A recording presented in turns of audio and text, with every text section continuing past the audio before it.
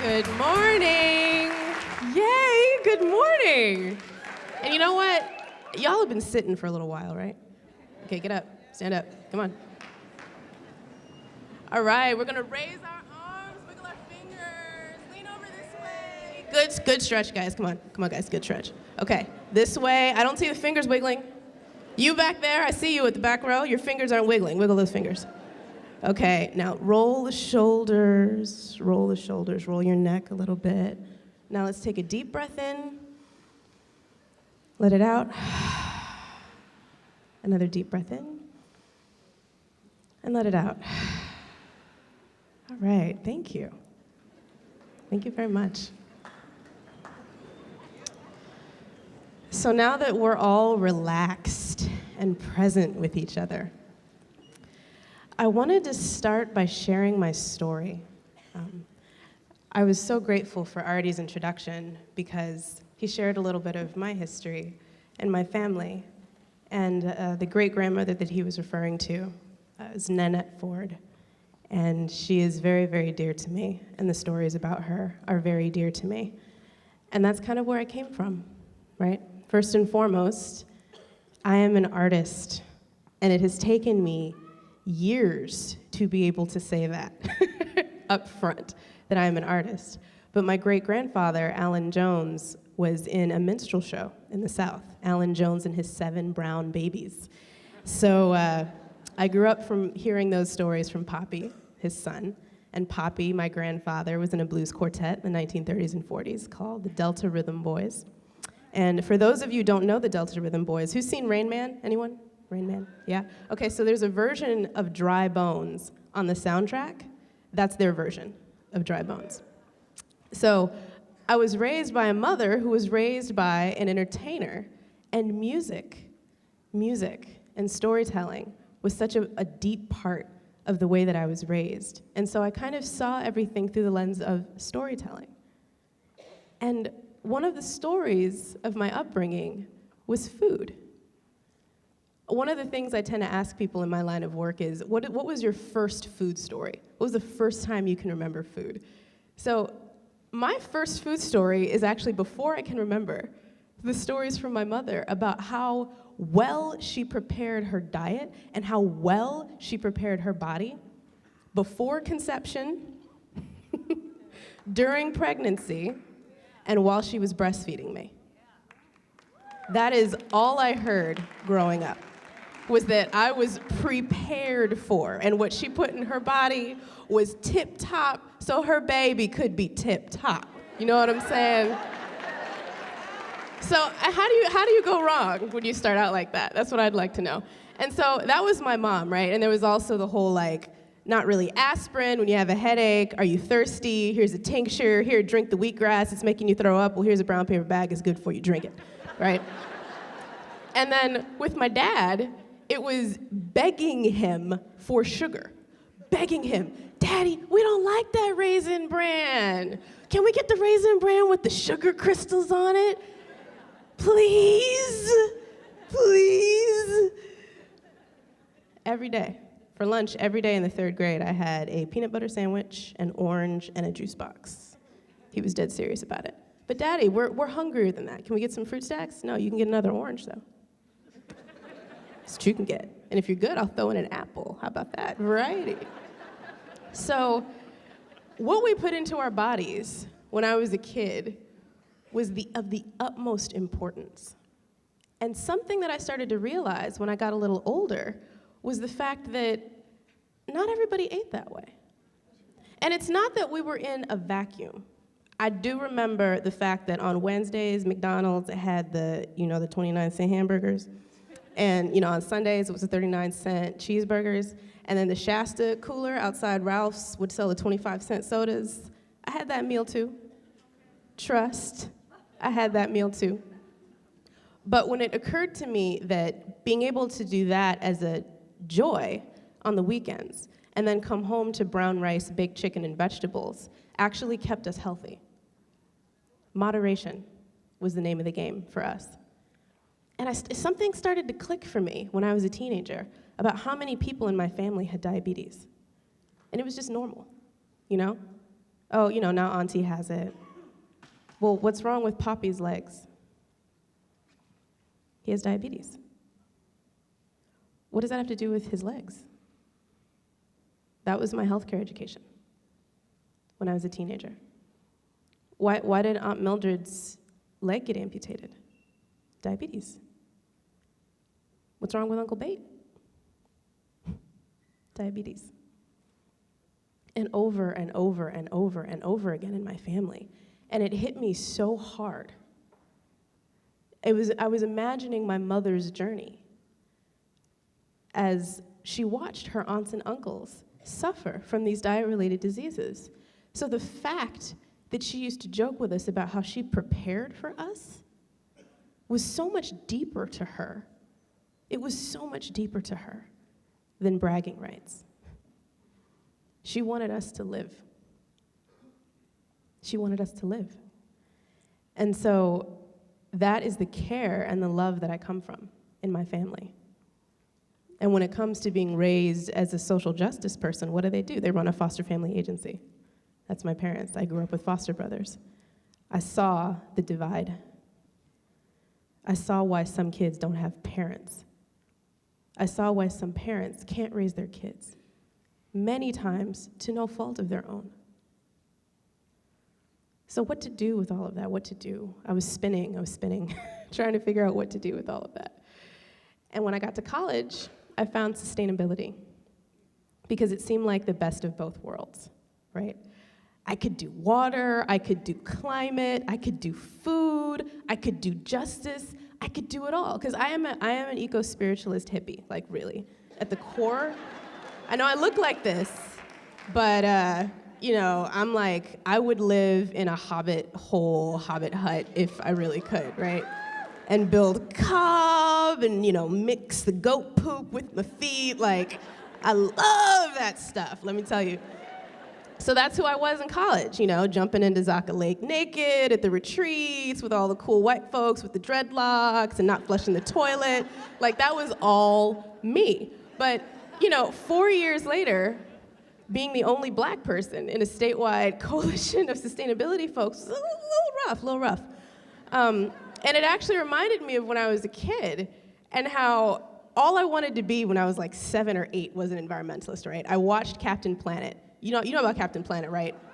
I know there's some young folks in the audience who may be a little young, so I may have to school you real quick. Because Captain Planet, he's a hero, gonna take pollution down to zero. Remember that? Yeah, I knew you remembered that. And in Captain Planet, there was the black kid, and the yellow kid, and the white kid, and the red kid. They were all fighting environmental pollution people together, right? I was like, yeah, that's gonna be me. I'm gonna have my team. And then I tried to find the black and the brown and the yellow and the red. In environmentalism, I was hella confused. I was like, what happened to Captain Planet? Where did it go? So when I got to college, I remember that, and I was like, okay, so I'm gonna split my time between sustainability and the African Student Union.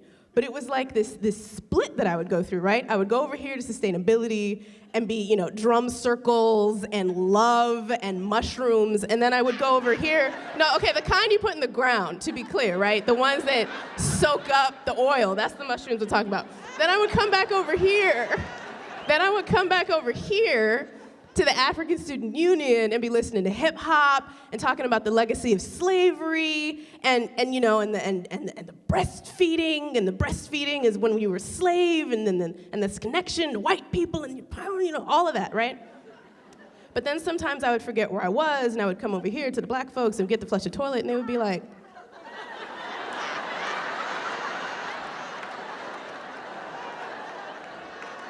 girl, you nasty, what you doing? And I would be like, oh, that's right, Or I'd go over to the sustainability crowd and be listening to Busta Rhymes or something super offensive, right? And they would just be like,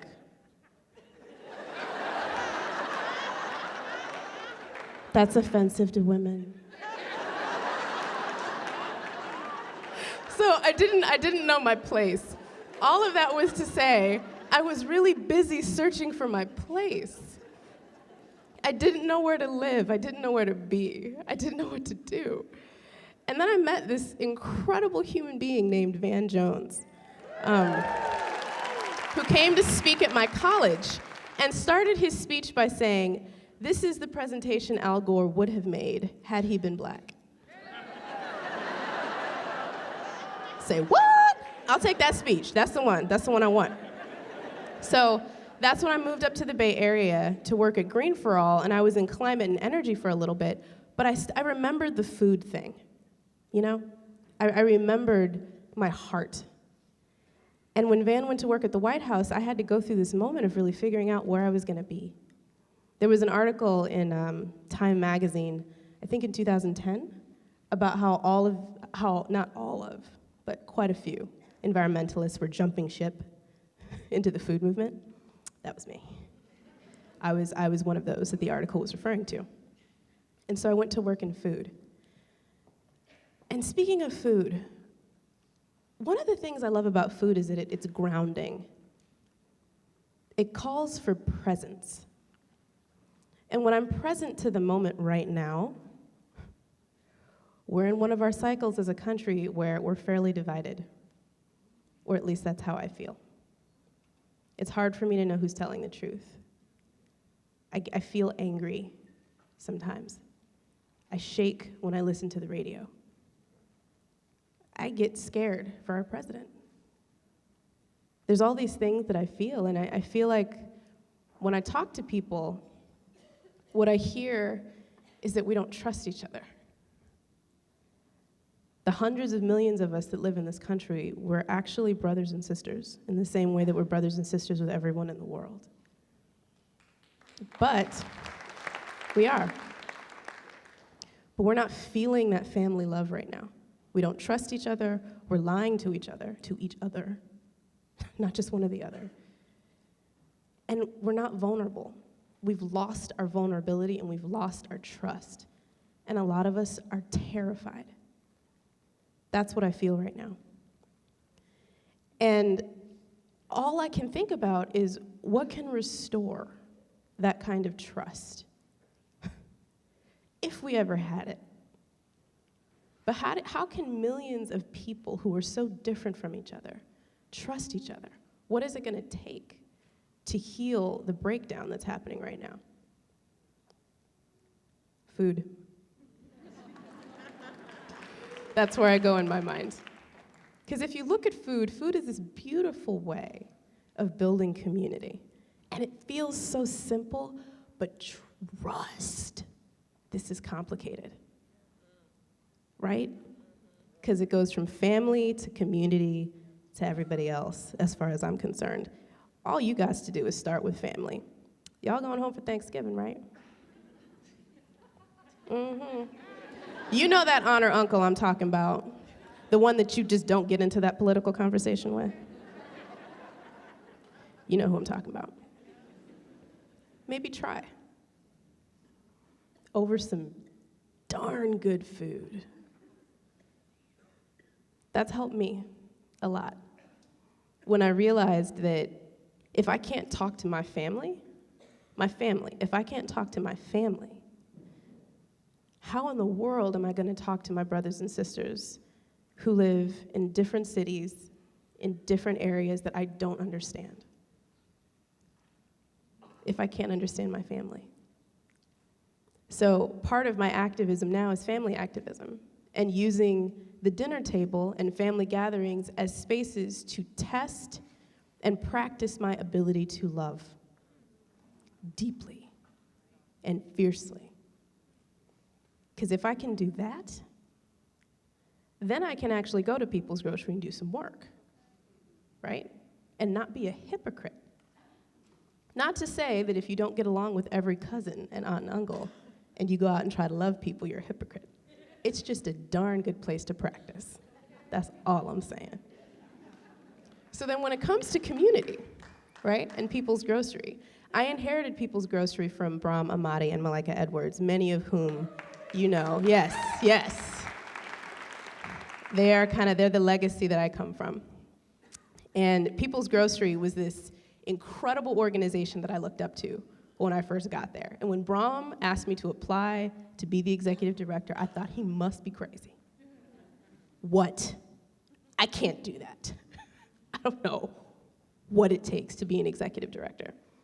But one of the beautiful things about People's Grocery is its commitment to the next generation of leadership. Brahm said, "You can do it. I was no older than you when I started this organization. And if we can't have a young black woman who I know can do a darn good job at this be the executive director, then what the heck are we here for?" Period.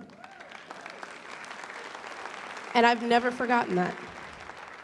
Their faith in me and their trust in me is the only reason I'm standing on this stage. My mentors, Van and Phaedra, and everyone else who trained me. And so I feel like that's kind of the spirit of People's Grocery. That's what it does. It's this place in the middle of West Oakland that spreads love and spreads joy, brings the community together to celebrate.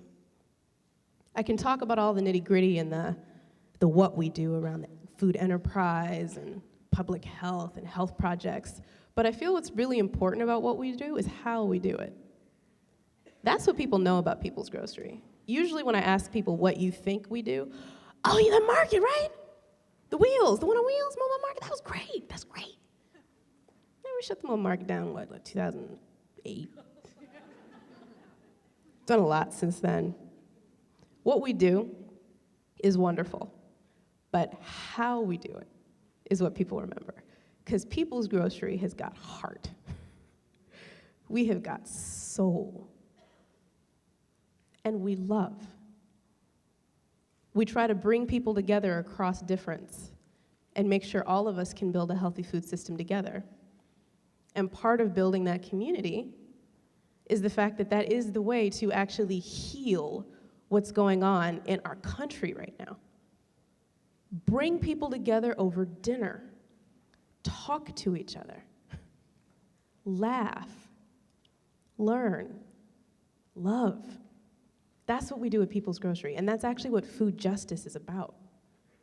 Everyone I know who works in food justice, at their core, knows that's what the work is about. And speaking of food justice, there's a lot of my food justice partners in the room. If you work in food justice, can you stand up? Come on. I know there's a lot more of you. Come on. Come on. Give these folks a hand.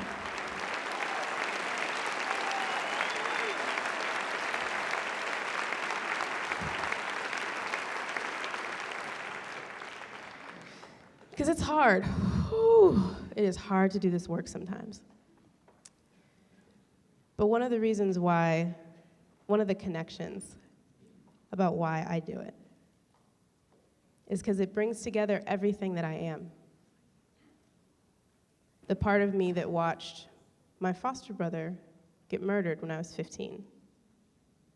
It's that part of me.